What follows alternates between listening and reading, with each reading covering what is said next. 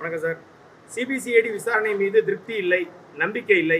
உயர் நீதிமன்ற நீதிபதி தலைமையில் சிறப்பு புலனாய்வு குழுவை அமைத்து விசாரிக்க வேண்டும் என திமுக கூட்டணியின் முக்கிய கட்சியான விடுதலை சிறுத்தைகள் கட்சி தலைவர் திருமாவளவன் சொல்றாரு. தமிழக முதல்வர் கட்டுப்பாட்டில் தான் காவல்துறை இருக்கு, சிபிசிஐடியும் இருக்கு. என்ன நடக்குது சார், உங்க பார்வை சார்? சிபிசிஐடி மீது நம்பிக்கை இல்லை என்று சொன்னால், சிபிசிஐடி துறையை காவல்துறை கையில் வைத்திருப்பது தமிழக முதலமைச்சர்.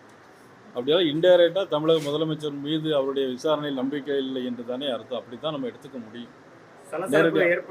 இல்லை, அப்படி தான் நம்ம எடுத்துக்க முடியும். ஏன்னா அவங்க மேலே நம்பிக்கை இல்லை அப்படின்னு நேரடியாக சொல்லாமல் சிபிசிஐடி மேலே நம்பிக்கை இல்லை அப்படின்னு சொல்கிறது தான் நம்ம அர்த்தமாக எடுக்க முடியும்.